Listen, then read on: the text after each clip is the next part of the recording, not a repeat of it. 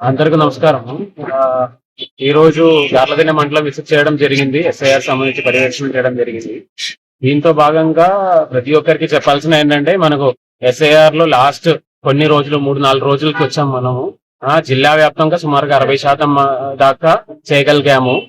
మిగిలిన 40% మంది ఎవరైతే ఉన్నారో, దయచేసి నా రిక్వెస్ట్ ఏంటంటే, రాబోయే 2-3 రోజుల్లో వీలైన వరకు త్వరలోనే ఈ యొక్క ఎస్ఐఆర్ ఈఎఫ్ ఫామ్లు వెనక్కి ఇవ్వాలని కోరుతున్నానండి.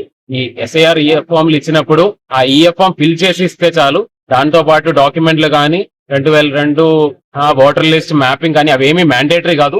మీ దగ్గర ఇన్ఫర్మేషన్ ఉంటే ఇవ్వండి. లేని పరిస్థితులు అయితే మాత్రం దయచేసి ఆ ఈఎఫ్ ఫామ్స్ కనీసం ఫిల్ చేసైనా మీ బిఎల్ఓకి అందించినట్టు మీరు చూడండి. మన బిఎల్ఓలు కూడా మీ ఇంటింటికి వస్తారు.